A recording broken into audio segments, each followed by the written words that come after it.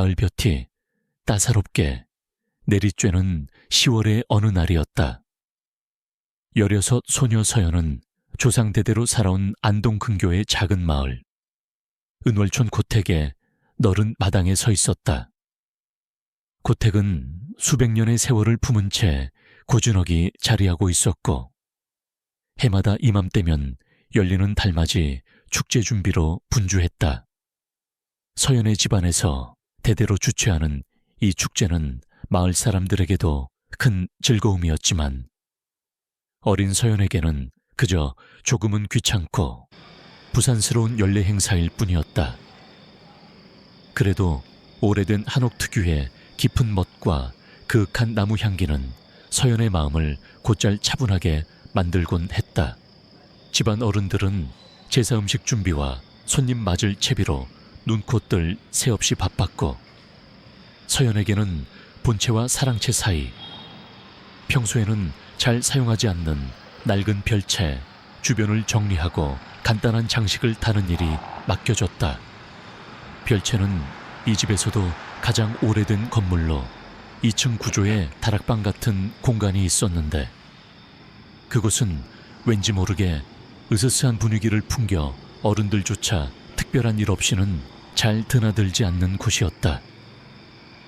아이들은 물론이고 어른들도 그곳을 윗방이라 부르며 함부로 가까이 가지 못하게 했다. 별채의 창호지 문은 늘 굳게 닫혀 있었고 그 안에서는 어떤 소리도 새어나오지 않는 듯했다. 서연은 별채 마루에 쌓인 먼지를 털어내고 할머니가 준비해준 오색 빛깔의 조각보와 작은 등불들을 처마 밑에 매달기 시작했다. 바람이 살짝 불자 조각보들이 나부끼며 소박한 아름다움을 더했다. 그때였다. 분명 아무도 없을 거라 생각했던 별채 2층 그 굳게 닫힌 창호지 문 너머에서 작고 맑은 웃음소리가 들려왔다. 마치 여러 아이들이 함께 장난치며 웃는 듯한 소리였다. 뒤이어 다다닥 하고 작은 발걸음 소리도 들리는 듯했다. 민지야, 준호야, 너희들 거기서 뭐해? 서연은 순간적으로 사촌 동생들인 민지와 준호를 떠올렸다. 7살, 9살인 그 아이들은 축제 준비로 어수선한 틈을 타 어른들 몰래 금지된 장소에 숨어 들어가곤 했다. 특히나 저 별채 2층은 아이들에게 최고의 비밀 아지트처럼 여겨질 법했다. 서연은 약간의 짜증과 함께 걱정스러운 마음이 들었다. 저 낡은 곳에서 장난치다가 다치기라도 하면 어른들께 크게 혼날 것이 뻔했다. 거기 위험한 곳이야. 얼른 나와. 서연이 다시 한번 소리치자. 이번에는 대답 대신 더욱 분명한 웃음소리와 함께 무언가를 속삭이는 듯한 소리가 들려왔다. 아주 작게, 마치 자기들끼리만 알아들을 수 있는 비밀 이야기라도 나누는 것처럼. 그 소리는 명랑했지만 어딘지 모르게 현실감이 없었다. 마치 바람결에 실려온 아련한 기억의 편린 같기도 했다. 정말 못 말리는 애들이라니까. 서연은 한숨을 내쉬며 하던 일을 마저 서둘렀다. 어차피 곧 어른들께 일러 바쳐 혼쭐을 내줘야겠다고 생각했다. 하지만 마음 한구석에서는 이상한 느낌이 스멀스멀 피어올랐다. 사촌 동생들의 목소리 같기도 했지만 평소 그 아이들의 목소리와는 미묘하게 다른 느낌이었다. 좀 더 가볍고 좀 더 멀리서 들려오는 듯한 그런 묘한 차이. 장식을 모두 마치고 별차에 주변을 깨끗이 정돈한 서연은 곧장 안채로 향했다. 민지와 준호를 찾아내 한바탕 잔소리를 퍼부을 생각이었다. 그런데 안채 부엌은 이미 잔치 준비로 인산인해를 이루고 있었고 민지와 준호는 그 복잡한 와중에도 숙모 옆에 꼭 붙어 앉아 전이며 송편 만드는 것을 돕고 있었다. 아이들의 작은 손에는 밀가루가 하얗게 묻어 있었고 얼굴에는 잠옷 진지한 표정까지 어려 있었다. 너희들 언제부터 여기 있었어? 서연의 물음에 민지가 동그란 눈을 깜빡이며 대답했다. 한참 전부터 있었는데 할머니가 송편 예쁘게 만들면 용돈 주신다고 해서 숙모 도와드리고 있었지. 옆에 있던 준호도 고개를 끄덕이며 거들었다. 응, 우리 여기서 꼼짝도 안 했어. 누나, 왜 그래? 숙모 역시 아이들이 1시간 넘게 자기 곁을 떠나지 않았다고 확인해 주었다.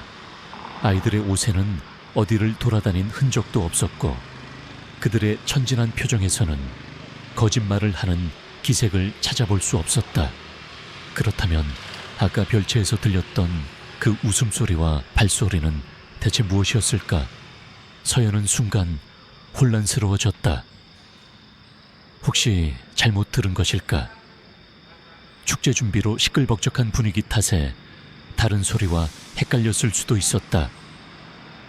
아니면 어쩌면 이 오래된 고택이 품고 있는 수많은 이야기 중 하나가 잠시 고개를 내민 것일지도 모른다는 그런 비현실적인 생각마저 스쳐 지나갔다.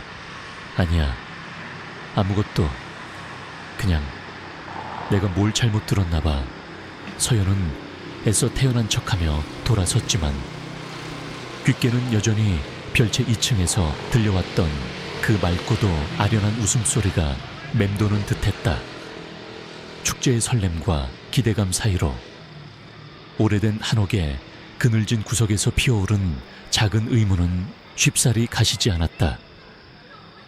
은월촌의 달맞이 축제는 그렇게 아주 작은 미스터리와 함께 그 서막을 올리고 있었다. 서연은 알 수 없는 찜찜함을 안고 다시 별채 쪽으로 걸음을 옮겼다. 조금 전까지만 해도 분명히 들렸던 아이들의 웃음소리가 환청이었다고 치부하기에는 너무나 생생했다. 혹시 민지와 준호가 자신을 골탕 먹이려고 숙모와 짜고 거짓말을 하는 건 아닐까 하는 생각마저 들었다. 그 개구쟁이들이라면 충분히 그러고도 남을 법했다. 별채 마당에 이르자 방금 전 자신이 매달았던 오색 조각보들이 가을바람에 한들거리고 있었다. 평화롭고 아름다운 풍경이었지만 서연의 마음은 복잡했다. 그녀는 별채 2층 창문을 올려다보았다. 굳게 닫힌 창호지 너머는 여전히 침묵에 잠겨 있었다.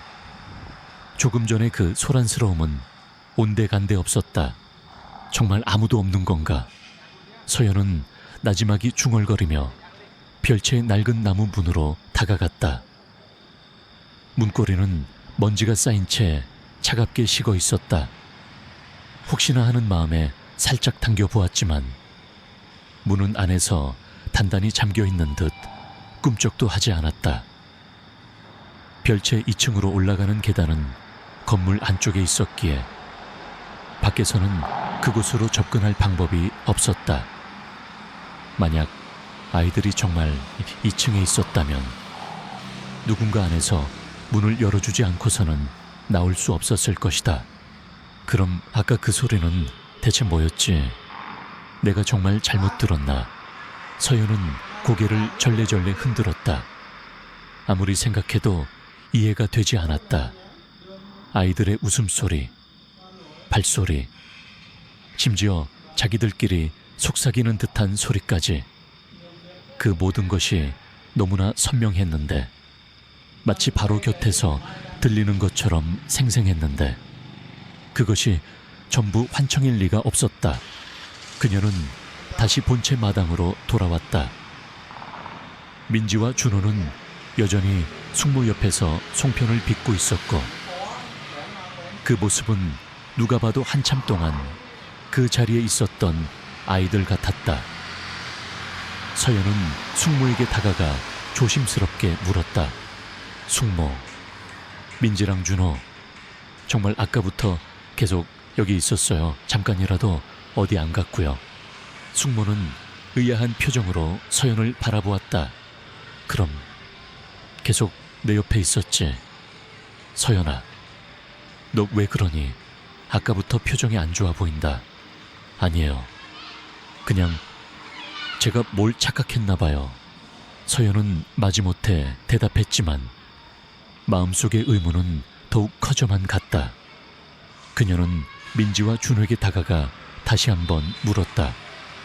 이번에는 조금 더 단호한 어조였다. 너희들 정말 별채 안 갔어. 솔직히 말해. 누나 화 안 낼게. 민지가 입술을 삐죽 내밀며 말했다. 정말 아니라니까. 누나, 자꾸 왜 그래? 우리 별채 무서워서 근처에도 안 간단 말이야. 특히 저 윗방은 할머니가 귀신 나온다고 했는데 준호도 겁먹은 표정으로 고개를 연신 끄덕였다. 아이들의 반응은 너무나 순수하고 솔직해서 거짓말이라고는 도저히 생각할 수 없었다. 서연은 그제야 아이들이 정말 별채에 가지 않았다는 것을 받아들일 수밖에 없었다. 그렇다면 남는 가능성은 하나뿐이었다. 자신이 정말로 헛것을 들었다는 것. 하지만 그 소리는 단순한 바람소리나 나뭇가지 스치는 소리가 아니었다. 분명한 아이들의 목소리, 웃음소리였다.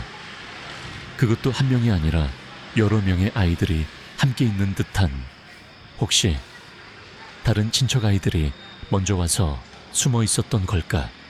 서연은 새로운 가능성을 떠올렸다. 달맞이 축제에는 먼 곳에 사는 친척들도 많이 찾아왔다. 어쩌면 일찍 도착한 다른 아이들이 어른들 몰래 별채에 들어가 장난을 쳤을 수도 있었다. 하지만 그렇다고 해도 이상한 점은 남아 있었다. 별채 문은 안에서 잠겨 있었고 자신이 불렀을 때 아이들은 대답 대신 웃기만 했다. 그리고 지금은 그 어떤 소리도 들리지 않았다. 마치 처음부터 아무 일도 없었다는 듯이 서연은 깊은 한숨을 내쉬었다. 머릿속이 뒤죽박죽 엉킨 실타래처럼 복잡했다. 이성적으로는 자신이 잘못 들었거나 착각한 것이라고 생각하려 했지만 가슴 한구석에서는 설명할 수 없는 불안감이 자꾸만 고개를 들었다. 그 웃음소리는 기분 좋은 소리였지만 동시에 어딘가 현실과 동떨어진 듯한 아련하고 서글픈 느낌을 동반하고 있었다. 마치 아주 오래전 이 집 어딘가에 머물렀던 기억의 잔재가 바람결에 잠시 모습을 드러낸 것처럼. 서연아, 뭐 하니? 이리 와서 일 좀 거들어라. 어머니의 부름에 서연은 복잡한 생각들을 애써 떨쳐내고 일손을 돕기 시작했다. 하지만 그녀의 시선은 자꾸만 별채 쪽으로 향했다. 굳게 닫힌 2층 창문 너머, 그 고요함 속에 무언가 숨겨져 있는 듯한 느낌을 지울 수 없었다. 어쩌면 정말로 이 오래된 한옥에는 눈에 보이지 않는 누군가가 살고 있는 것일지도 몰랐다. 그리고 그들은 가끔씩 이렇게 자신들의 존재를 희미하게 드러내는 것일지도. 서연은 문득 오싹한 기분이 들었지만 동시에 묘한 호기심도 느꼈다. 그날 저녁 달맞이 축제가 본격적으로 시작되기 전까지 서연은 몇 번이고 별채 주변을 맴돌았다.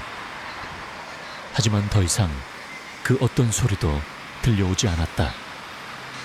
별채는 그저 수백 년의 세월을 짊어진 채 묵묵히 서 있을 뿐이었다. 마치 한낮의 소동은 한낮 꿈이었다는 듯이. 그러나 서연의 마음속에는 이미 작은 의심의 씨앗이 뿌려진 뒤였다. 그 씨앗은 곧 다가올 밤, 은은한 달빛 아래에서 조용히 싹을 틔울 준비를 하고 있었다. 그녀는 알지 못했다. 오늘 낮에 들었던 그 아련한 웃음소리가 앞으로 자신을 어떤 신비롭고도 기이한 경험으로 이끌어갈지, 그리고 그 경험이 이 고택에 얽힌 오래된 비밀의 문을 여는 열쇠가 될 것이라는 것을. 은월촌의 가을밤은 그렇게 깊어가고 있었다. 해가 저물고 어둠이 은월촌을 부드럽게 감싸자 고택 마당에는 하나둘 등불이 켜지기 시작했다. 달맞이 축제의 본격적인 시작이었다. 마당 한가운데에는 커다란 보름달 모형이 세워졌고 그 주위로 마을 사람들과 친척들이 모여들어 이야기꽃을 피웠다. 맛있는 음식 냄새와 사람들의 웃음소리가 고택 전체에 활기를 불어넣었다. 서연도 잠시 낮 동안에 이상한 경험을 잊고 축제 분위기에 휩싸였다. 친구들과 함께 전통 놀이를 하기도 하고 어른들 심부름을 하며 바쁘게 움직였다. 시간이 흘러 자정이 가까워지자 축제의 떠들썩함도 조금씩 잦아들기 시작했다. 아이들은 하나둘 잠자리에 들었고 어른들도 삼삼오오 모여 조용한 담소를 나누는 분위기였다. 서연은 뒷정리를 돕다가 잠시 바람을 쐬러 마당으로 나왔다. 휘영청 밝은 보름달이 고택의 기와지붕 위로 떠올라 은은한 빛을 뿌리고 있었다.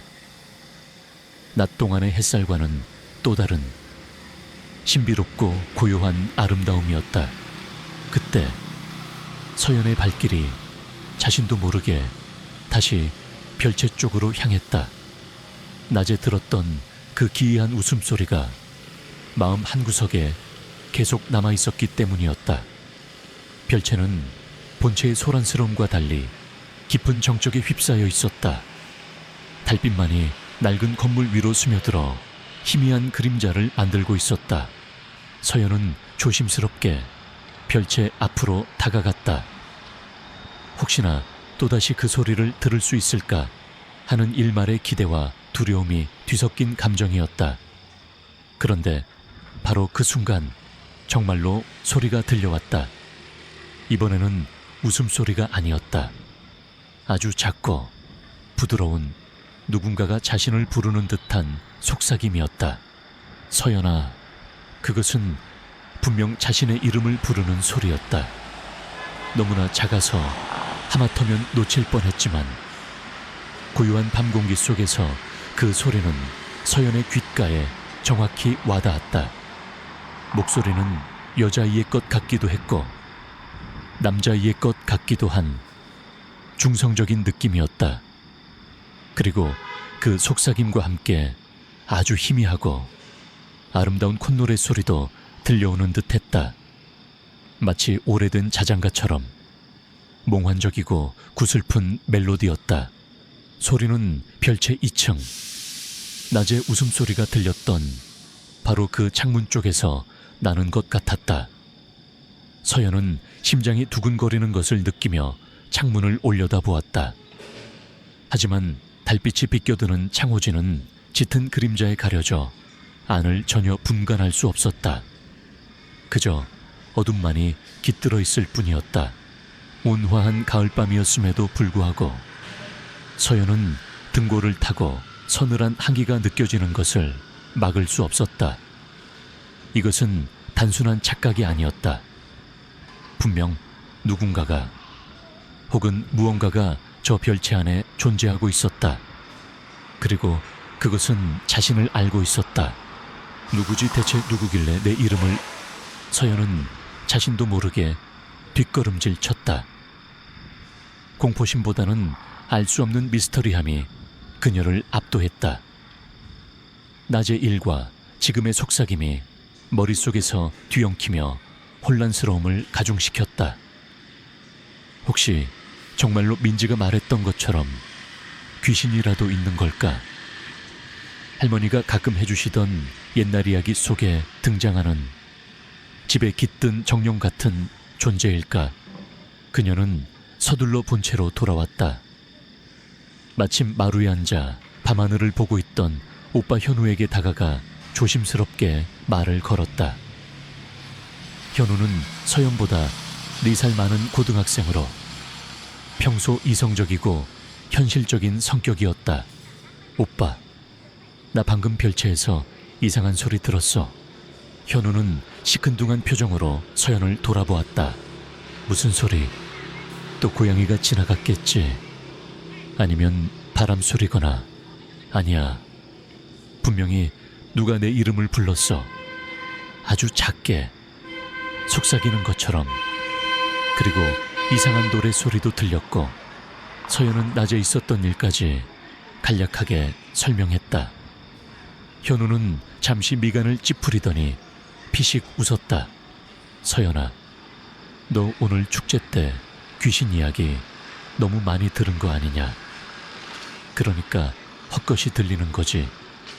이 집 오래된 거 알잖아. 밤 되면 낡은 나무들이 삐걱거리는 소리도 나고 바람이 문틈으로 새어 들어오면서 이상한 소리를 내기도 해. 네가 피곤해서 그런 소리들을 잘못 들은 걸 거야. 오빠의 반응은 예상했던 대로였다. 현우는 이런 비현실적인 이야기를 믿을 사람이 아니었다. 서연은 조금 실망했지만 한편으로는 오빠의 말이 맞을지도 모른다는 생각도 들었다. 축제 분위기에 휩쓸려 너무 예민해진 탓일 수도 있었다.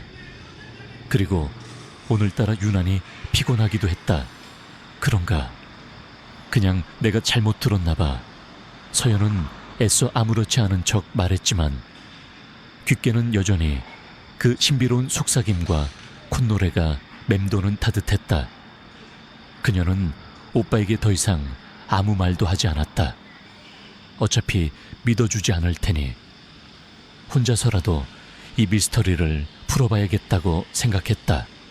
그날 밤 서연은 잠자리에 누워서도 한참 동안 뒤척였다. 별채 2층의 어두운 창문과 그곳에서 들려왔던 소리들이 머릿속을 떠나지 않았다. 그것은 단순한 소음이 아니었다. 누군가의 분명한 의지가 담긴 소리처럼 느껴졌다. 자신을 향한 부름, 그리고 그 부름 속에 담긴 알 수 없는 감정. 내일 아침이 되면 다시 한번 별채에 가봐야겠어. 낮에는 뭔가 다를지도 몰라. 서연은 그렇게 다짐하며 억지로 눈을 감았다. 창밖에서는 귀뚜라미 소리만이 가을밤의 정적을 채우고 있었다.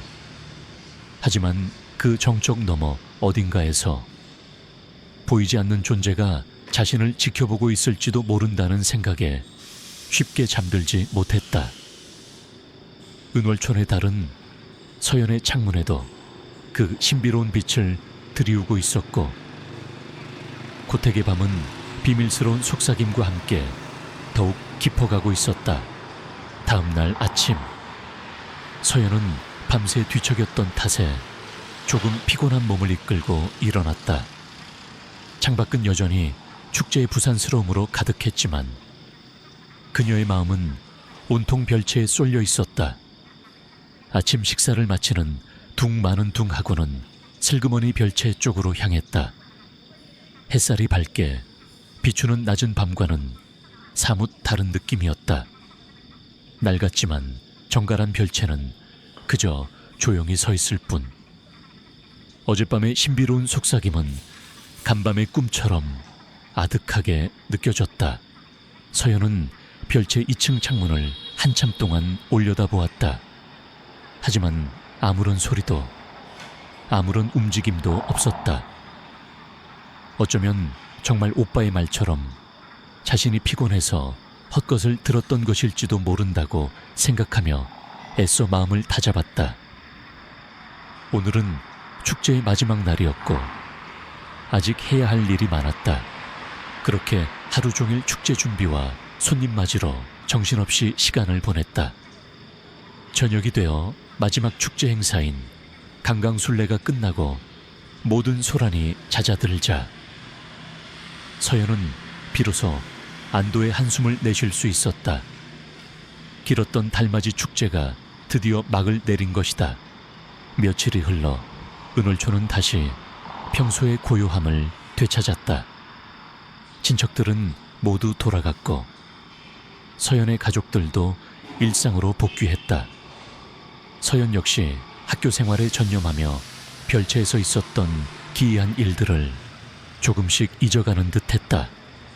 그 모든 것이 축제 기간 동안의 흥분과 피로가 빚어낸 한바탕 해프닝이었다고 스스로를 위안했다. 그러던 어느 주말 오후였다. 서연은 친구들과 함께 시내 도서관에서 공부를 하고 있었다. 은월촌 고택에서는 꽤 멀리 떨어진 곳이었다. 한창 문제집에 집중하고 있는데 가방 속에서 휴대폰 진동이 울렸다. 발신자는 사촌 동생 민지였다. 여보세요, 민지야, 웬일이야? 서연은 아무렇지 않게 전화를 받았다. 그런데 수화기 너머에서 들려오는 민지의 목소리는 평소와 달리 잔뜩 겁에 질려 떨리고 있었다. 언니, 서연 언니, 방금 별채에서 뭐 했어? 왜 내가 부르는데 대답도 안 하고 화난 사람처럼 막 뛰어다녔어. 민지의 다급한 목소리에 서연은 순간 무슨 말인지 이해할 수 없었다. 민지야, 무슨 소리야? 언니, 지금 시내 도서관인데 어제부터 할머니 댁에 간 적도 없어. 거짓말. 내가 봤어. 방금 별채 2층 창문으로 언니가 막 지나가는 거 똑똑히 봤단 말이야. 머리도 길게 풀고 이상한 옷 입고 있었어. 그리고 표정도 엄청 무서웠어. 민지는 거의 울먹이며 소리쳤다. 서연은 등골이 오싹해지는 것을 느꼈다. 민지가 거짓말을 하는 아이가 아니라는 것을 잘 알고 있었다. 더군다나 지금 민지의 목소리는 정말로 무언가를 보고 크게 놀란 사람의 것이었다. 민지야, 진정하고 똑바로 말해봐. 언니 정말 아니야. 언니 지금 친구들이랑 같이 있어. 여기 도서관이라고. 서연은 최대한 침착하게 말했지만 심장은 걷잡을 수 없이 뛰기 시작했다. 머릿속에서는 지난 축제 때 별채에서 들었던 웃음소리와 속삭임이 되살아났다. 아니야, 분명히 언니였어. 내가 창문 밑에서 서연 언니 하고 몇 번이나 불렀는데 언니는 나를 흘끗 쳐다보기만 하고 그냥 휙 지나가 버렸어. 꼭 다른 사람 같았어.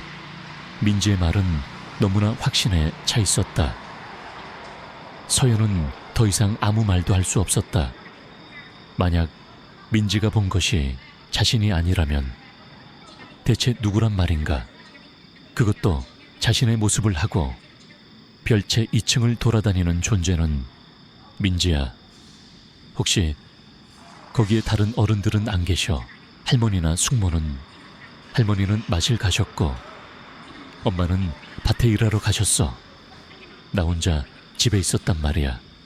무서워. 언니, 민지의 울음 섞인 목소리를 들으며 서연은 직감했다. 이것은 단순한 착각이나 해프닝이 아니었다. 별채에는 정말로 무언가가 있었다. 그리고 그것은 이제 단순한 소리를 넘어 자신의 모습까지 흉내내며 나타나기 시작한 것이었다. 민지야, 일단 방문 잠그고 방 안에 가만히 있어. 언니가 지금 바로, 아니, 엄마나 아빠한테 전화해서 빨리 집으로 가보시라고 할게. 알았지? 서연은 황급히 전화를 끊고 아버지에게 연락했다. 상황을 설명하자 아버지는 처음에는 믿지 않는 눈치였지만 서연의 다급한 목소리에 심상치 않음을 느끼고 곧장 은월촌으로 향하겠다고 했다. 전화를 끊은 서연은 한동안 멍하니 앉아 있었다. 도서관의 조용한 분위기와는 대조적으로 그녀의 머릿속은 엄청난 혼란과 공포로 가득 찼다. 민지가 본 것은 대체 무엇이었을까? 왜 하필 자신의 모습을 하고 나타난 것일까? 그 존재는 무엇을 원하는 것일까? 지난 며칠 동안 애써 외면하려 했던 별채의 미스터리가 거대한 파도처럼 그녀를 덮쳐왔다. 더 이상 모른 척할 수 없었다. 외면한다고 해서 사라질 존재가 아니었다. 오히려 점점 더 대담하게 자신들의 존재감을 드러내고 있었다. 서연은 가방을 챙겨 들고 자리에서 일어섰다. 친구들에게는 급한 일이 생겼다고 둘러대고 도서관을 나섰다. 그녀의 발길은 망설임 없이 은월촌으로 향하고 있었다. 두려웠지만 동시에 이 모든 일의 진실을 알아내야 한다는 강한 책임감이 솟아올랐다. 이것은 단순한 호기심이 아니었다. 어쩌면 이 오래된 고택과 자신의 가족에게 드리워진 어떤 운명과 마주해야 하는 순간이 온 것인지도 몰랐다. 버스 창밖으로 빠르게 지나가는 풍경을 보며 서연은 굳게 입술을 깨물었다. 별채에 보이지 않는 손님과의 본격적인 만남이 임박했음을 예감하고 있었다. 그리고 그 만남은 분명 쉽지 않을 것이었다. 버스가 은월촌 입구에 서자마자 서연은 뛰어내리듯 채서 내렸다. 평소라면 한가롭고 정겹게 느껴졌을 마을 풍경이 오늘따라 스산하게만 보였다. 그녀는 곧장 고택으로 달려갔다. 마당에 들어서자마자 아버지와 어머니, 그리고 숙모가 잔뜩 겁에 질린 민지를 달래고 있는 모습이 보였다. 민지는 서연을 보자마자 와락 달려와 안겼다. 언니, 진짜 언니 맞아. 아까 그 언니는 너무 무서웠어. 민지는 여전히 공포에서 벗어나지 못한 듯 덜덜 떨고 있었다. 서연은 민지의 등을 토닥이며 진정시켰다. 괜찮아. 민지야, 언니 여기 있잖아. 이제 괜찮아. 아버지와 어머니는 서연에게 자초지종을 물었고 서연은 민지가 전화로 했던 이야기를 다시 한번 설명했다. 하지만 어른들은 여전히 반신반의하는 표정이었다. 숙모는 민지가 헛것을 본 것이라며 아이가 너무 놀라서 그런 것 같다고 말했다. 애가 뭘 잘못 봤겠지. 이 집이 워낙 낡았잖니. 그림자 같은 걸 보고 놀랐을 수도 있고. 어머니도 거들었다. 그래, 서연이 네가 아니라고 하니 민지가 잘못 본 게 틀림없다. 요즘 애들 워낙 상상력이 풍부해야지. 어른들은 민지를 안심시키려 애썼지만 서연은 그들의 말을 곧이곧대로 받아들일 수 없었다. 민지는 분명 무언가를 똑똑히 보았고 그것은 자신과 똑같은 모습을 하고 있었다. 그리고 그 무언가는 별채에 있었다. 그날 저녁 서연은 결심했다. 더 이상 이 미스터리를 외면하지 않겠다고. 그녀는 부모님께 별채에 들어가 보겠다고 말했다. 처음에는 위험하다며 말리시던 부모님도 서연의 단호한 태도에 결국 허락할 수밖에 없었다.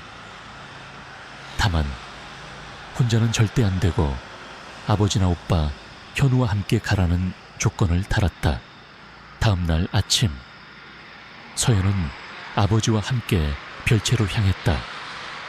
아버지는 여전히 미신이라며 대수롭지 않게 생각하는 듯 했지만 딸의 걱정을 덜어주기 위해 동행하는 것이었다.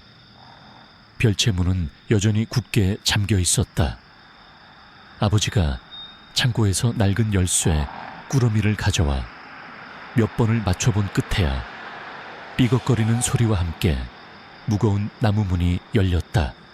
오랜 시간 닫혀있던 문이 열리자 안에서는 귀퀴한 먼지 냄새와 함께 싸늘한 공기가 왈칵 쏟아져 나왔다.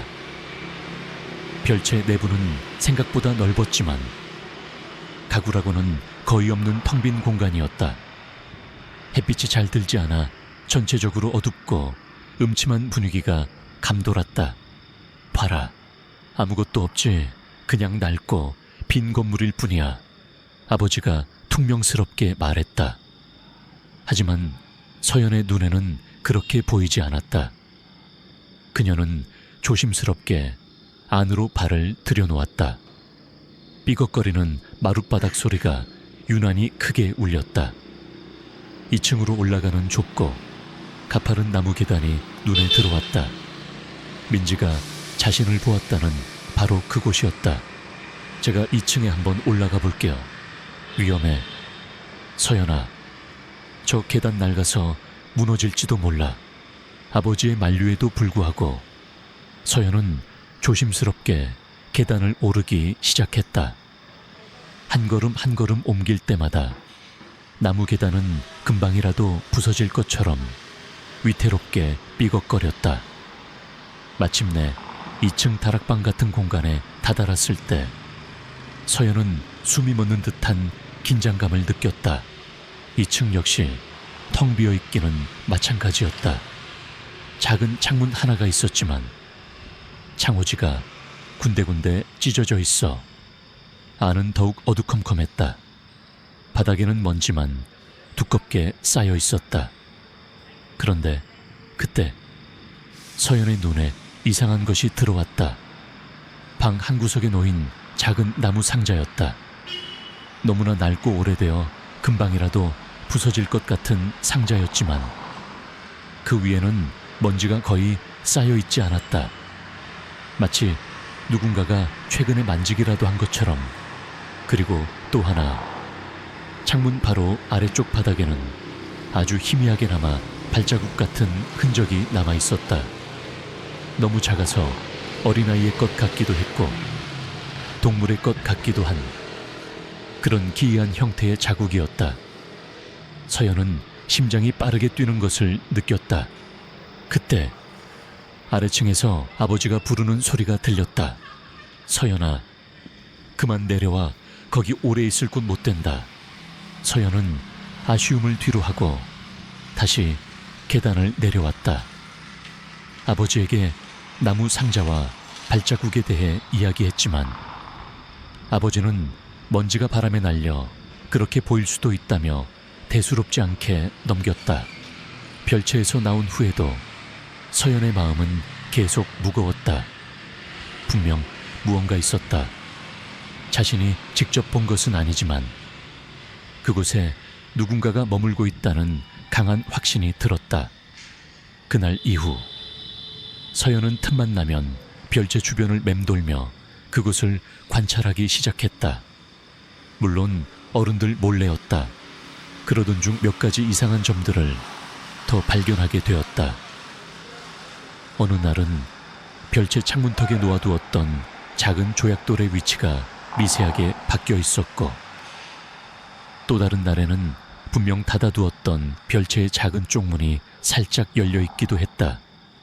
너무나 사소해서 그냥 지나칠 수도 있는 변화들이었지만 그것들이 반복되자 서연은 그 변화들이 결코 우연이 아니라는 것을 깨달았다. 보이지 않는 손님이 자신에게 어떤 신호를 보내고 있는 것 같았다. 도저히 혼자서는 이 문제를 해결할 수 없다고 생각한 서연은 마침내 할머니에게 모든 것을 털어놓기로 결심했다. 증조 할머니 때부터 이 집에 살아오신 할머니라면 분명 무언가 알고 계실 것 같았다. 할머니는 서연의 이야기를 묵묵히 들어주시더니 깊은 한숨과 함께 알 수 없는 표정을 지으셨다. 이 집에는 오랜 세월만큼이나 많은 이야기가 숨겨져 있단다. 아가, 할머니는 낮은 목소리로 운을 떼셨다. 네가 본 것이 무엇인지는 나도 정확히는 모른다. 하지만 이 집을 지키는 터주신일 수도 있고 아니면 아주 오래전에 이곳에 살았던 옛사람들의 영혼일지도 모르지. 그들은 해를 끼치려는 것이 아니라 그저 자신들이 이곳에 있다는 것을 알아주길 바라는 것일 게다. 때로는 장난기가 많아서 사람들을 놀라게 하기도 하고 때로는 외로워서 말을 걸고 싶어 하기도 하지. 할머니의 말은 마치 오래된 전설처럼 신비로웠지만 서연에게는 그 어떤 설명보다 더 설득력 있게 다가왔다. 어쩌면 정말로 별채의 그 손님은 아기를 가진 존재가 아닐지도 모른다는 생각이 들었다. 하지만 여전히 풀리지 않는 의문은 남아 있었다. 왜 하필 자신의 모습을 하고 나타난 것일까? 그리고 그들은 무엇을 원하는 것일까? 할머니의 말씀을 듣고 난 후 서연은 별채에 보이지 않는 손님에 대한 두려움이 조금은 가시는 것을 느꼈다. 물론 여전히 그 존재가 무엇인지, 왜 나타나는지는 알 수 없었지만 적어도 아기를 가진 무서운 존재는 아닐지도 모른다는 생각이 들었기 때문이었다. 어쩌면 정말로 외롭거나 혹은 자신들의 존재를 알아주길 바라는 것 뿐일지도 몰랐다. 그날부터 서연은 이전보다 더 자주, 그리고 더 대담하게 별채 주변을 관찰하기 시작했다. 부모님이나 오빠 현우에게는 비밀이었지만 그녀는 마치 탐정이라도 된 것처럼 별채에서 일어나는 아주 작은 변화들까지도 놓치지 않으려 애썼다. 하지만 별채는 대부분의 시간 동안 그저 굳게 닫힌 채 침묵을 지킬 뿐이었다. 가끔씩 창문턱의 조약돌 위치가 바뀌거나 쪽문이 살짝 열리는 것 외에는 특별한 일이 일어나지 않았다. 그러던 어느 초가을 저녁이었다. 해가 짧아져 어둠이 일찍 내려앉은 날이었다. 서연은 저녁 식사를 마치고 잠시 마당으로 나왔다가 자신도 모르게 별채 쪽으로 발길을 옮겼다. 그날따라 달빛도 없는 금은 밤이어서 주변은 온통 짙은 어둠에 잠겨 있었다. 별채는 거대한 그림자처럼 음산하게 서 있었고 그 모습은 낮에 보던 것과는 또 다른 위압감을 풍겼다. 서연은 혹시나 하는 마음에 별채의 낡은 나무 문을 다시 한번 살짝 당겨보았다. 역시나 문은 굳게 잠겨 있었다. 며칠 전 아버지와 함께 들어갔을 때 분명 안에서 다시 잠갔던 것을 확인했었다. 별채 안에는 아무도 있을 리 없었다. 그런데 바로 그 순간 서연은 자신의 눈을 의심했다. 별채 2층 창문, 그 낡은 창호지 너머로 희미한 그림자들이 움직이고 있는 것이 보였다. 너무나 어두워서 처음에는 잘못 본 것이라고 생각했지만 눈을 깜빡이고 다시 보아도 분명 그림자였다. 그것도 하나가 아니라 여러 개의 그림자들이었다. 그림자들은 형태가 뚜렷하지 않았다.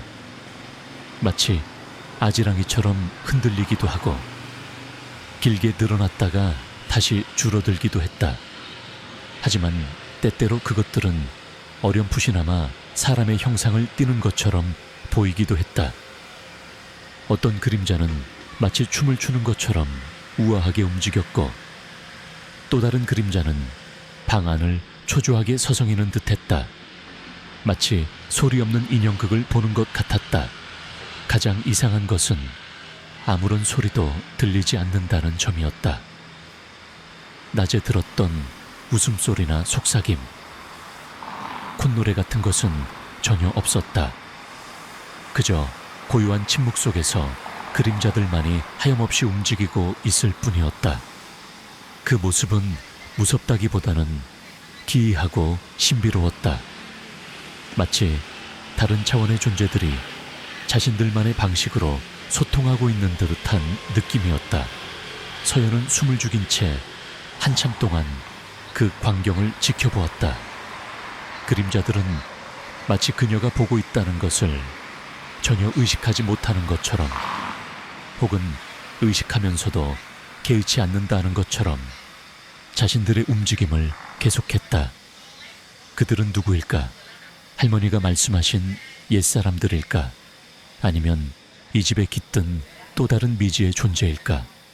한참을 지켜보던 서연은 문득 그림자들이 마치 자신을 향해 무언가를 표현하려는 것 같다는 느낌을 받았다. 그들의 움직임에는 어떤 패턴이나 의미가 숨겨져 있는 것처럼 보였다. 하지만 그것이 무엇인지는 도저히 알 수 없었다. 그저 가슴 한구석이 답답해지고 알 수 없는 슬픔 같은 것이 밀려올 뿐이었다. 얼마나 시간이 흘렀을까.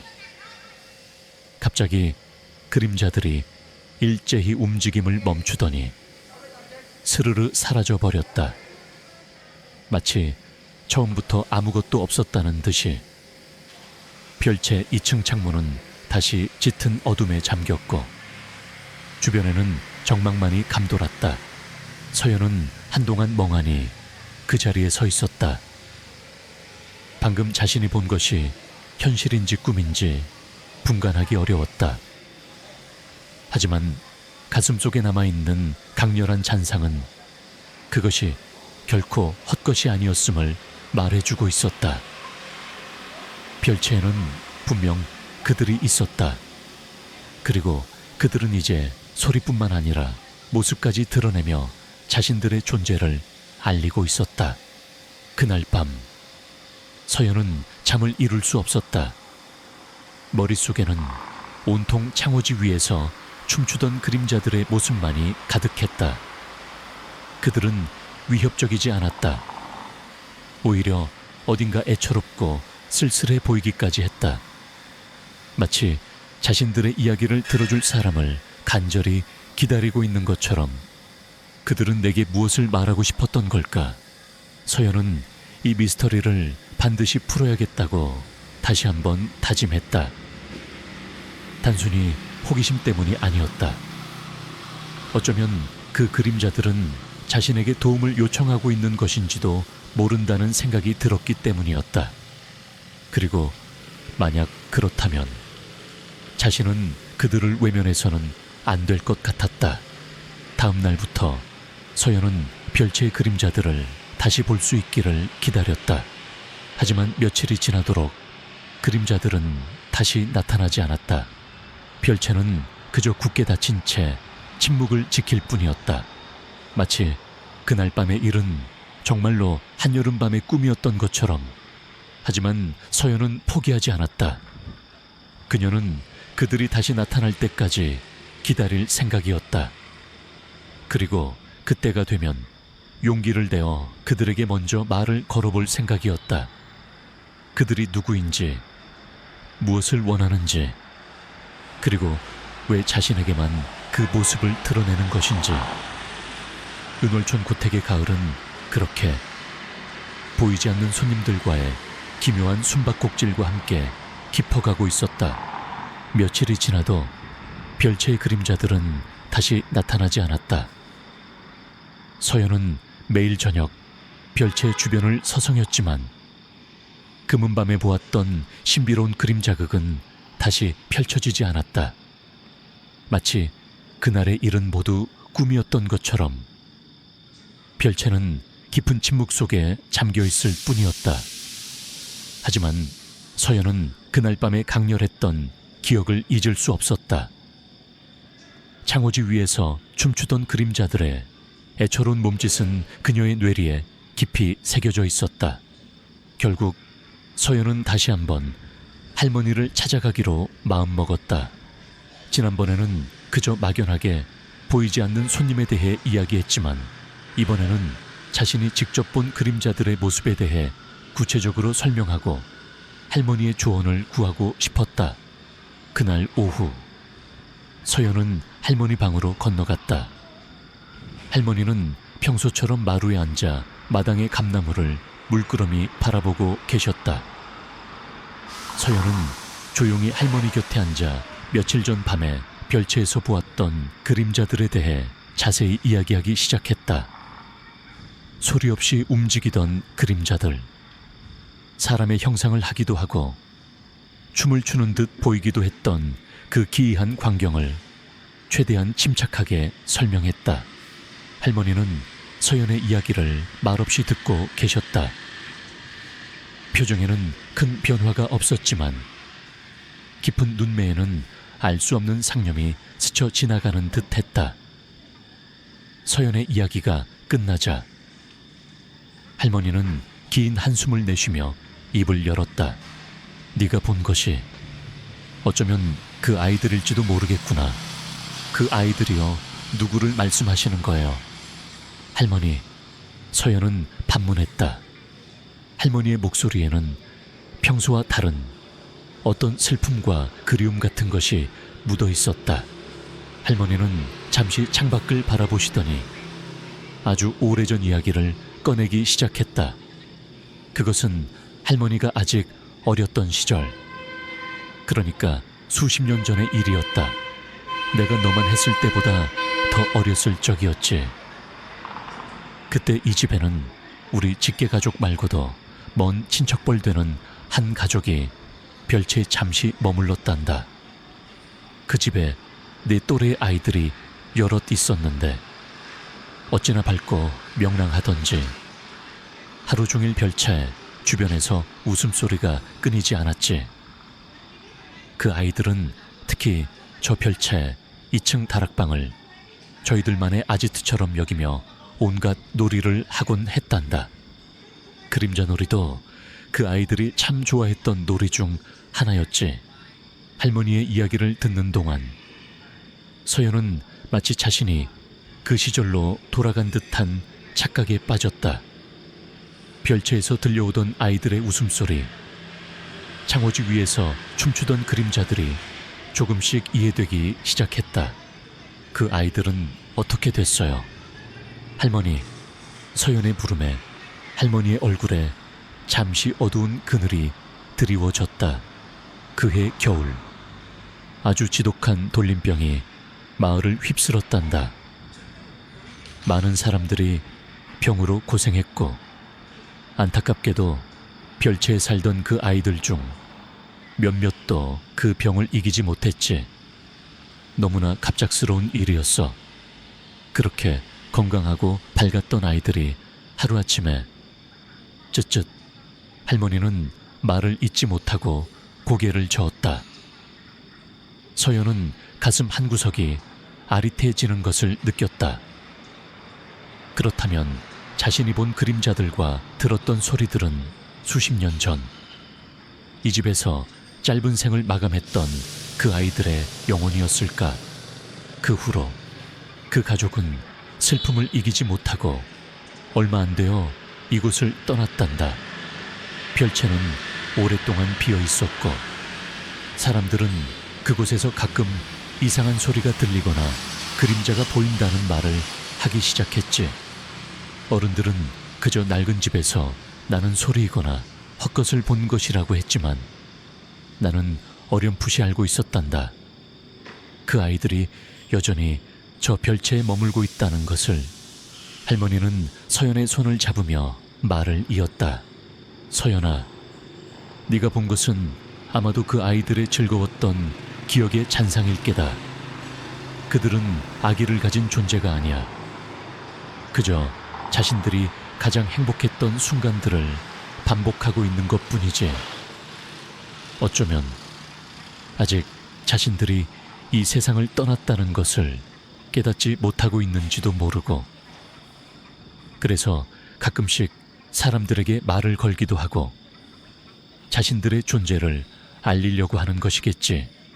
할머니의 설명은 놀라웠지만 동시에 서연의 마음속에 있던 많은 의문들을 풀어주었다. 민지가 보았던 서연의 모습도 어쩌면 그 아이들 중 하나가 장난삼아 흉내낸 것일 수도 있었다. 아이들은 종종 그런 짓궂은 장난을 치기도 하니까 그럼 저는 어떻게 해야 할까요? 할머니, 너무 두려워하거나 그들을 자극하려 하지는 말거라. 그저 그들이 이곳에 있다는 것을 인정하고 조용히 존중해 주는 것이 좋겠지. 그 아이들도 이 집의 오랜 역사 속 일부이니까.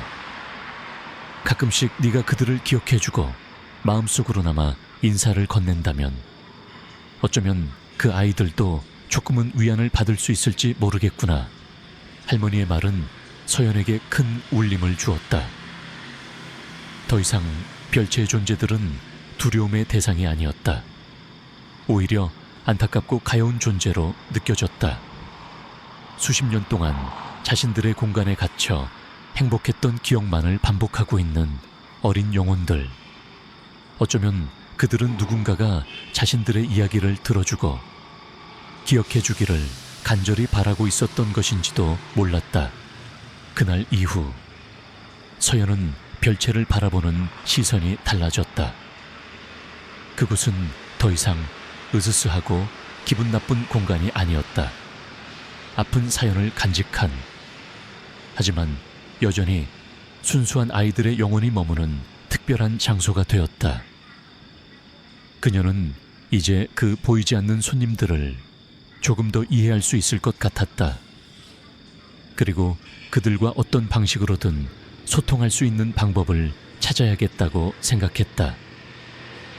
그것이 할머니의 말씀처럼 그 아이들에게 작은 위안이라도 줄 수 있다면 기꺼이 그렇게 하고 싶었다.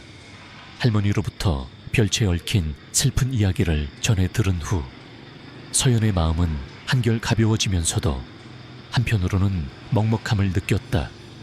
수십 년 전 짧은 생을 마감해야 했던 어린 영혼들이 여전히 그곳에 머물며 자신들의 존재를 알리려 한다는 사실이 안타까웠다. 이제 그들은 서연에게 더 이상 두려움이나 호기심의 대상이 아니었다. 오히려 연민과 이해의 감정으로 그들을 바라보게 되었다. 서연은 할머니의 조언대로 그 아이들의 영혼을 존중하고 그들이 편안함을 느낄 수 있도록 무언가를 해주고 싶었다. 하지만 살아있는 사람도 아닌 영혼과 어떻게 소통해야 할지 막막했다. 그저 마음속으로 그들을 기억하고 인사를 건네는 것만으로는 부족하다는 생각이 들었다. 며칠을 고민하던 서연은 문득 좋은 생각을 떠올렸다. 할머니의 이야기 속에서 그 아이들은 별채 2층 다락방을 아지트 삼아 온갖 놀이를 즐겼다고 했다. 그렇다면 그 아이들이 좋아할 만한 작은 선물로 자신의 마음을 전해보는 것은 어떨까? 다음 날 서연은 읍내 장터에 나갔다. 예전 같으면 거들떠보지도 않았을 법한 작고 소박한 전통 장난감 가게에 들러 한참을 망설인 끝에 예쁜 색실로 만든 공기돌 몇, 알과 작은 나무 팽이 하나를 샀다. 그리고 할머니가 평소 즐겨 드시던 달콤한 쌀강정 몇 개도 함께 준비했다. 너무 거창하지도 그렇다고 너무 무성의해 보이지도 않는 진심을 담은 작은 선물이었다. 그날 저녁 해가 지고 주변이 어둑해지자 서연은 준비한 선물들을 품에 안고 조심스럽게 별채로 향했다. 아무도 없는 것을 확인한 후 그녀는 별채의 낡은 나무, 문 앞에 작은 보자기를 펴고 그 위에 공기돌과 팽이, 그리고 쌀강정을 정성스럽게 올려놓았다. 얘들아, 안녕. 서연은 나지막이 속삭였다. 마치 살아있는 친구에게 말을 걸듯이. 나는 서연이라고 해. 너희들이 혹시 심심할까봐. 그리고 그냥 너희들을 생각하는 마음에서 작은 선물을 준비했어. 부디 맛있게 먹고 재밌게 가지고 놀았으면 좋겠다. 그리고 이제는 너무 아파하지 말고 편안해졌으면 좋겠어. 목소리가 살짝 떨려왔지만 서연은 용기를 내어 진심을 담아 말했다. 대답은 없었다. 별채 안은 여전히 깊은 침묵에 잠겨 있었다. 서연은 잠시 그 자리에 서서 별채 2층 창문을 올려다보았다. 어둠 속에서 무언가가 자신을 지켜보고 있는 듯한 느낌이 들었지만 두렵지는 않았다. 오히려 어떤 따뜻한 기운이 느껴지는 듯했다. 서연은 선물을 놓아둔 채 조용히 그 자리를 떠났다. 혹시라도 자신의 행동이 그 아이들에게 어떤 영향을 미칠지, 그리고 그들이 자신의 선물을 받아줄지 궁금했지만 섣불리 확인하려 하지는 않았다. 그저 진심이 전해지기를 바랄 뿐이었다. 다음 날 아침, 서연은 해가 뜨자마자 별채로 달려갔다. 가슴이 두근거렸다. 과연 밤새 어떤 변화가 있었을까? 별채 문 앞에 이르렀을 때 그녀는 잠시 숨을 골랐다. 그리고 천천히 고개를 숙여 어제 선물을 놓아두었던 자리를 확인했다. 놀랍게도 공기돌과 팽이는 그 자리에 그대로 놓여 있었다. 하지만 쌀강정은 온데간데 없이 사라져 있었다. 누군가가 먹은 흔적도 없이 마치 처음부터 그 자리에 없었던 것처럼 감쪽같이 사라진 것이었다. 서연은 순간 심장이 멎는 듯 했다. 정말로 그 아이들이 자신의 선물을 받은 것일까? 아니면 그저 밤사이 들쥐나 다른 동물이 와서 가져간 것일까? 하지만 주변에는 동물의 발자국이나 배설물 같은 것은 전혀 보이지 않았다. 그리고 공기돌과 팽이는 손도 대지 않은 채 그대로 남아있다는 것도 이상했다. 바로 그때였다. 서연의 귓가에 아주 희미하고 맑은 웃음소리가 들려왔다. 마치 여러 아이들이 함께 속삭이며 웃는다는 듯한 아주 작지만 분명한 소리였다. 그 소리는 예전에 들었던 것처럼 아련하거나 서글픈 느낌이 아니었다. 오히려 어딘가 즐겁고 고마워하는 듯한 느낌을 담고 있었다. 고마워 서연아. 바람결처럼 스쳐 지나가는 작은 속삭임. 그것은 분명 환청이 아니었다. 서연은 자신도 모르게 미소를 지었다. 그 아이들이 자신의 마음을 알아준 것 같았다. 그리고 어쩌면 아주 조금이나마 그들의 외로움을 달래준 것인지도 몰랐다. 그날 이후 별채에서는 이상한 일들이 눈에 띄게 줄어들었다. 가끔씩 창문턱의 조약돌 위치가 살짝 바뀌어 있거나 아주 희미한 노랫소리가 들려올 때도 있었지만 예전처럼 으스스하거나 불안한 느낌은 들지 않았다. 오히려 그 모든 것이 마치 그 아이들이 서연에게 보내는 작은 인사나 장난처럼 느껴졌다. 민지가 보았던 서연의 모습도 더 이상 나타나지 않았다. 서연은 이제 별채를 지나갈 때마다 마음속으로 그 아이들에게 다정한 인사를 건넸다. 때로는 작은 들꽃을 꺾어 창문턱에 놓아두기도 했다. 그러면 어김없이 다음날 아침 그 꽃잎 위에 아주 작은 이슬방울 같은 것이 맺혀 있곤 했다. 마치 그 아이들의 눈물 같기도 하고 고마움의 표시 같기도 한 그런 신비로운 흔적이었다. 서연은 이제 별채에 보이지 않는 손님들이 더 이상 두렵지 않았다. 그들은 이 오래된 고택의 일부였고 서연의 삶에도 작은 비밀이자 소중한 친구 같은 존재가 되어가고 있었다. 그들과의 기묘한 공존은 그렇게 조용하고 평화롭게 이어지고 있었다. 서연이 별채에 보이지 않는 손님들에게 작은 선물을 하고 그들의 긍정적인 반응을 경험한 이후 고택에는 미묘하지만 분명한 변화가 찾아왔다. 이전처럼 으스스하거나 긴장감 넘치는 분위기는 많이 사라졌고 그 자리를 어떤 신비롭고도 평화로운 기운이 채우는 듯했다. 서연 자신도 더 이상 별채를 두려워하거나 피하지 않았다. 오히려 그곳을 지날 때마다 마음속으로 다정한 인사를 건네는 것이 일상이 되었다. 물론 별채의 존재들에 대해 모든 가족이 알게 된 것은 아니었다. 서연은 자신이 경험한 모든 일을 부모님이나 오빠 현우에게 자세히 이야기하지는 않았다. 어차피 그들이 믿어줄 것 같지도 않았고 괜한 걱정을 끼치고 싶지도 않았기 때문이었다. 다만 할머니와는 그 비밀을 공유하며 가끔씩 별채, 아이들에 대한 이야기를 나누곤 했다. 할머니는 서연의 이야기를 묵묵히 들어주시며 그 아이들의 영혼이 조금씩 평안을 찾아가는 것 같아 다행이라고 말씀하셨다. 사촌 동생 민지와 준회에게도 서연은 진실의 전부를 말해주지는 않았다. 하지만 민지가 서연 언니의 모습을 한 무서운 존재를 본 이후로 아이들은 별채 근처에 가는 것을 극도로 꺼리게 되었고, 서연은 그들에게 별채에는 아주 오래전에 살았던 착한 아이들이 잠시 쉬고 있으니 너무 시끄럽게 하거나 방해하면 안 된다 고해둘러 설명해 주었다.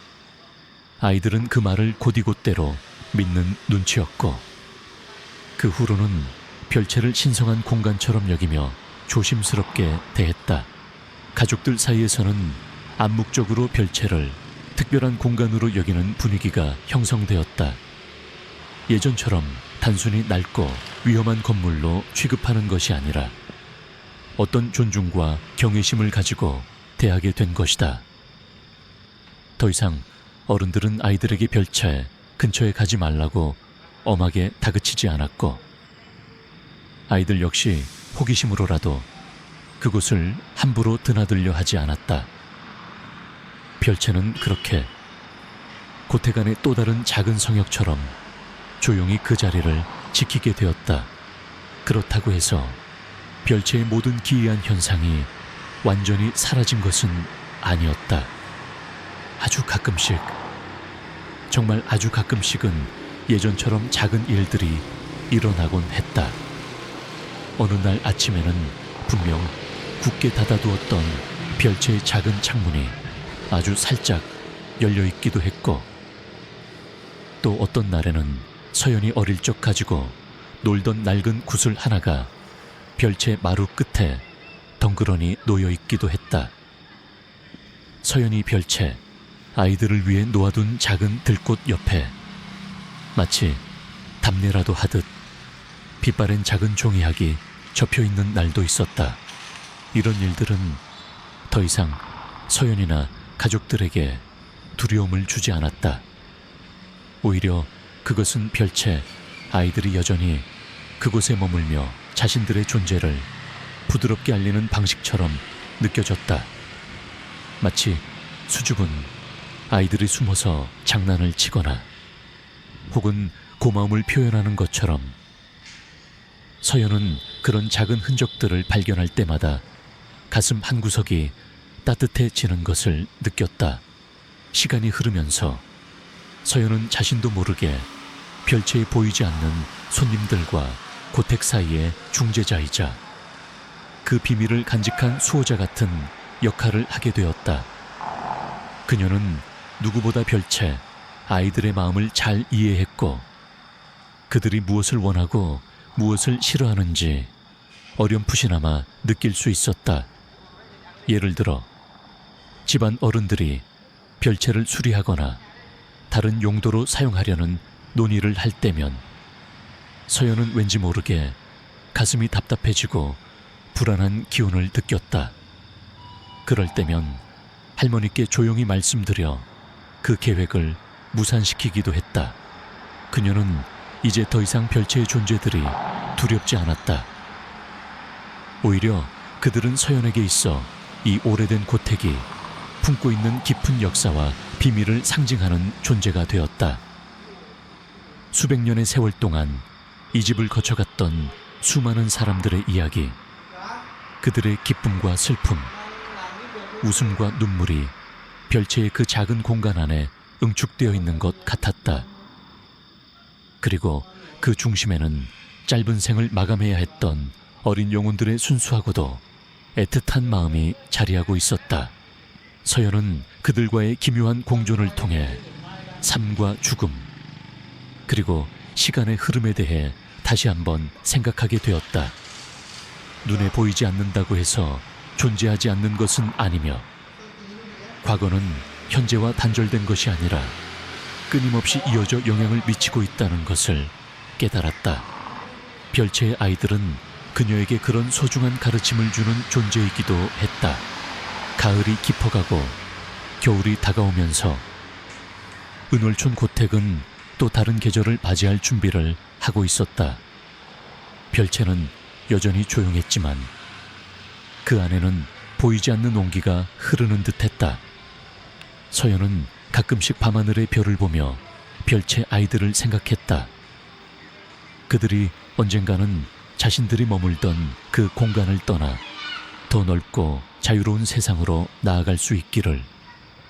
그래서 더 이상 슬픔이나 외로움 없이 진정한 평화를 찾을 수 있기를 마음속으로 간절히 기도했다. 하지만 그때까지는 기꺼이 그들의 친구이자 이웃이 되어주고 싶었다. 은월촌 고택의 비밀스러운 공존은 그렇게 시간의 강물처럼 조용히 흘러가고 있었다. 몇 해의 시간이 바람처럼 흘러갔다. 강산이 변한다는 10년에는 못 미치지만 16 소녀였던 서연에게는 많은 변화를 가져다 주기에 충분한 시간이었다. 그녀는 이제 풋풋한 여대생이 되어 서울에서 생활하고 있었지만 해마다 열리는 은월촌의 달맞이 축제와 명절에는 어김없이 고향집을 찾았다. 고택은 예전 모습 그대로였고 별채 역시 세월의 무게를 견디며 조용히 그 자리를 지키고 있었다. 서연이 대학에 진학한 후로는 예전처럼 자주 별채 아이들의 흔적을 느끼거나 그들과 소통할 기회는 줄어들었다. 하지만 그녀의 마음속에서 그들은 여전히 살아 숨쉬는 존재였다. 고향집에 올 때마다 그녀는 가장 먼저 별채로 가 마음속으로 인사를 건네곤 했다. 그러면 어김없이 아주 희미하게나마 어떤 따뜻한 기운이나 긍정적인 느낌이 그녀를 감싸는 것 같았다. 별채 아이들의 이야기는 이제 서연과 할머니 그리고 어렴풋이나마 그 존재를 눈치챈 몇몇 가족들 사이에서만 공유되는 은밀한 전설이 되었다. 사람들은 더 이상 별채에서 기이한 소리를 듣거나 이상한 그림자를 보았다는 말을 하지 않았다. 마치 그 아이들이 서연과의 교감을 통해 어느 정도 평안을 찾았거나 혹은 자신들의 존재를 드러내는 방식을 바꾸었는지도 몰랐다. 그러던 어느 해 가을, 서연은 달맞이 축제를 며칠 앞두고 오랜만에 은월촌 고택을 찾았다. 이번에는 그녀의 품에 5살배기 조카 수연이가 안겨 있었다. 오빠 현우의 딸인 수연이는 호기심 많고 천진난만한 아이였다. 서연은 수연이에게 고택의 이곳저곳을 구경시켜주며 집안의 역사와 전통에 대해 이야기해 주었다. 마당에서 한참을 뛰어놀던 수연이가 문득 별채를 가리키며 물었다. 고모, 저기 낡은 집에는 누가 살아요? 서연은 잠시 망설였다. 어린 조카에게 별채, 아이들의 이야기를 어떻게 설명해야 할지 알 수 없었기 때문이었다. 저곳은 아주 오래된 집이라서 지금은 아무도 살지 않아. 하지만 아주 예전에 착하고 귀여운 아이들이 살았었대. 서연이 부드럽게 대답하자 수연이가 고개를 갸웃거리며 말했다. 아니에요. 어제 저녁에 내가 봤는데 저기 2층 창문에서 어떤 언니 오빠들이 나한테 손 흔들어줬어요. 깔깔깔 웃으면서요. 서연은 순간 숨이 멎는 듯 했다. 수연이의 말은 너무나 천진하고 확신에 차 있었다. 아이의 눈에는 거짓이나 꾸며낸 기색이 전혀 없었다. 서연은 자신도 모르게 별채 2층 창문을 올려다보았다. 창문은 굳게 닫혀 있었고 안은 어두워 보였다. 하지만 왠지 모르게 그 너머에서 따뜻하고 정겨운 시선이 느껴지는 듯했다. 그래서 그 언니 오빠들이 수연이한테 뭐라고 하던 서연은 애써 아무렇지 않은 척하며 물었다. 잘 안 들렸는데 같이 놀자고 하는 것 같았어요. 그래서 나도 손 흔들어 줬어요. 수연이는 해맑게 웃으며 대답했다. 서연은 가슴 속에서 뜨거운 것이 울컥 치밀어 오르는 것을 느꼈다. 수십 년 전 짧은 생을 마감했던 그 아이들, 그리고 그들의 존재를 처음으로 알아챘던 어린 시절의 자신. 이제는 새로운 세대의 아이에게까지 그들의 순수한 영혼이 이어지고 있는 것 같았다. 어쩌면 별채 아이들은 완전히 사라지거나 떠난 것이 아니었다. 그들은 여전히 그곳에 머물며 자신들을 기억해주고 이해해주는 사람들과 조용히 교감하고 있었던 것이다. 그리고 때로는 이렇게 순수한 아이들의 눈에만 보이는 방식으로 자신들의 존재를 드러내며 외로움을 달래고 있었는지도 몰랐다. 그날 밤, 달맞이 축제가 한창일 때 서연은 잠시 혼자 별채 앞으로 갔다. 손에는 작은 송편 접시가 들려 있었다. 그녀는 예전처럼 별채 문 앞에 송편을 놓으며 나지막이 속삭였다. 얘들아, 잘 지냈니? 오늘은 내 조카 수연이가 너희들하고 놀고 싶어 하더라. 너희들도 수연이가 마음에 들었으면 좋겠어. 그리고 언제나 고맙다. 바람결에 아주 희미한 웃음소리가 실려오는 듯했다. 그것은 더 이상 슬프거나 아련한 소리가 아니었다. 마치 오랜 친구의 반가운 인사처럼 따뜻하고 정겨운 메아리였다. 서연은 미소 지었다. 은월촌 고택에 보이지 않는 손님들은 이제 더 이상 비밀스러운 존재가 아니었다. 그들은 이 집의 역사와 함께 숨쉬는 소중한 가족의 일원과도 같았다. 그들의 장난기, 어린 흔적들과 가끔씩 들려오는 속삭임은 이제 이 고택만의 특별한 전통이자 세월을 이어주는 아름다운 이야기가 되었다. 시간은 흘러 또 다른 세대가 이 집의 이야기를 이어갈 것이고, 별채의 아이들은 어쩌면 또 다른 누군가에게 자신들의 순수한 미소를 보여줄지도 모른다. 서연은 그 모든 것을 상상하며 가만히 밤하늘의 보름달을 올려다 보았다. 달빛 아래 고즈넉이 서 있는 고택과 별채는 마치 영원히 변치 않을 것처럼 그렇게 은월촌의 밤을 지키고 있었다. 그리고 그 안에서는 수많은 기억과 이야기들이 세월의 메아리가 되어 잔잔히 울려 퍼지고 있었다.